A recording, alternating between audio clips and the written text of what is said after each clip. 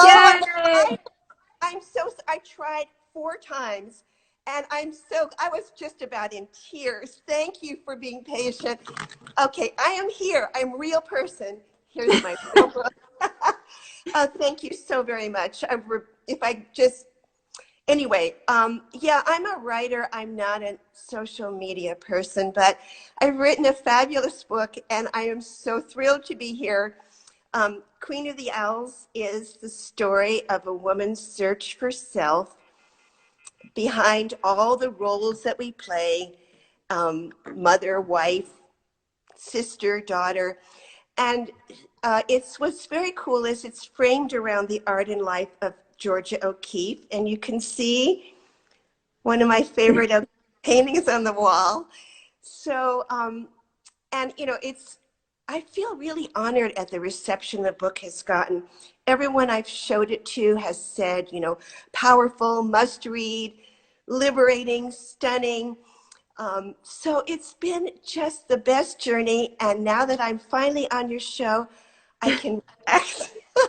This was just really stressful. But anyway, I'm thank so you. sorry. Barbara, okay, take a deep breath and it's okay. And by the way, you're not the only one. This happens to I would say a quarter of the people have a lot of trouble getting on and some people never get it to work. So don't worry, it happens all the time.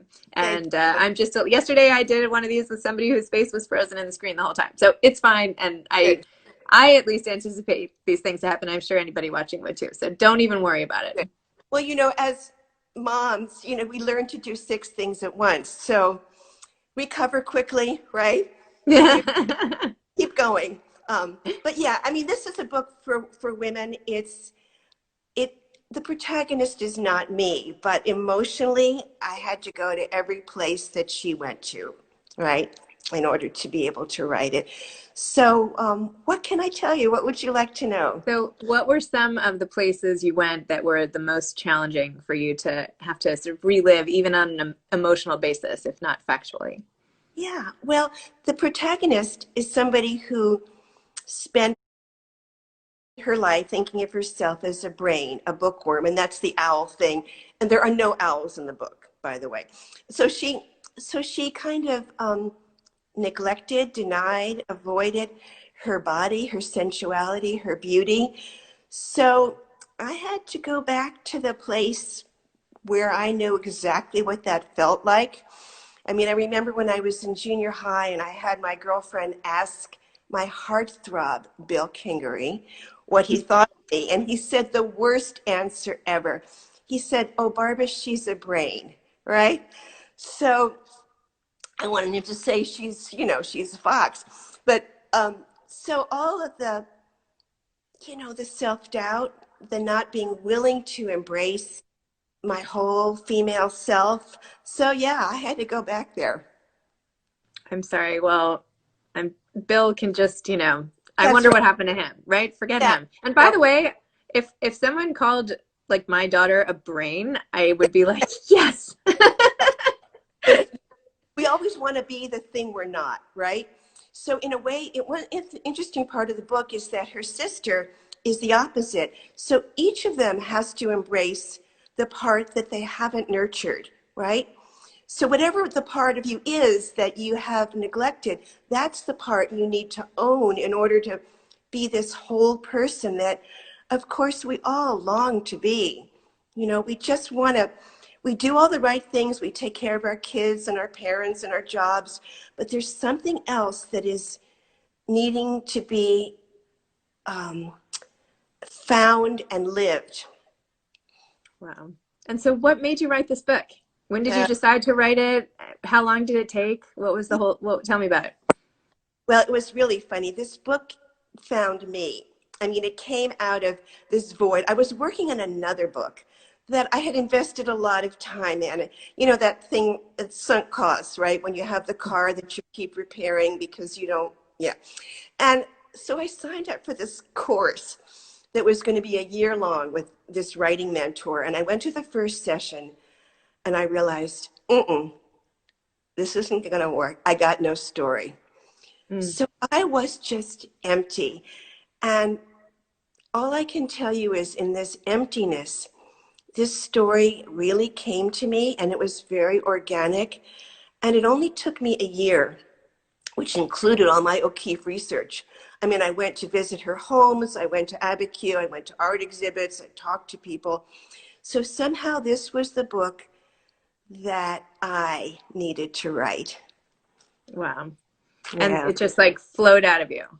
Well, I mean, it took lots of revision, you know, but the bones were there from the beginning. And I would say that the work on it, besides, I'm such a perfectionist. I mean, but anyway, besides that, I think the work was making the secondary characters more human and full. Like her husband, he didn't need to be a jerk. He just needed to be someone that the marriage wasn't really bringing either of them what they needed. But why did he have to be a creep? So I had to go back in and find the humanity, find the parts of each character that I could love. And that was really one of the really cool parts of writing this book. No villains. Wow. I would feel like that would be the hardest part of writing the book, Yeah. having to go in and tweak and, I don't know, change personalities of somebody you already have invented in your head. Isn't that a challenge or no? Well, I had a really great mentor who was one of those tough love mamas, you know, because she pushed me. She said, it's not good enough yet. You know, your protagonist is great, but you're not done. You got to go further. And she even pushed me to write some scenes that were, I mean, they were hard to write. I don't want to do a whole spoiler thing, but I will just say one thing. What for my protagonists, so Georgia O'Keeffe was like this muse, this inspiration. O'Keeffe is not in the book, you know. This is not a historical novel, but she's writing a dissertation on O'Keeffe, and she meets this kind of really enigmatic, irresistible photographer who says to her, "You're never going to understand Georgia O'Keeffe with your head.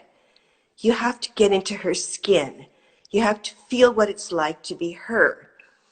So he talks her to replicating O'Keeffe's nude photos. So, how to really describe her experience from the inside of my own skin. No, I did not pose nude, but yet, Mhm. There's always time. I mean, it's only Don't 11:13. Who knows what you're going to do the rest of the day? ruin that. Right. But to really go much more deeply into what, because she wants to be seen. She wants to reveal herself. And so one of my blurbers, Sonia York, who's the greatest person ever, came up with this sentence. She said, the book asks, what would you risk to be really seen and known? And I feel like that's such a profound question. So I had to keep asking myself that question, right? So, Wow. yeah. That like it gives me the chills. Yeah. It sounds so good, and I haven't had a chance to fully read it, but it is on the top of my pile, and I'm so excited, and I'm excited to talk to you. And I'm sure everybody listening would agree with me that hearing you talk about it just makes them want to run and read it. Jackie Friedland is already saying, "Can't wait to read this." So, Well, thank you. yeah, no, you have to be passionate, right? I mean, you have to bring that passion. You have to really care. And so, yeah, and I'm really glad that I ended up finally somehow figuring out what thing to tap. And See, but now from now on, so I, it won't be as challenging next time. Well, thank you for coming on. Thank you for reaching out. Yeah, let's see the book again, Queen of the Owls. I know it looks so good. Congratulations on the book, and we'll stay in touch. Thank you. have a Okay, great have a great day.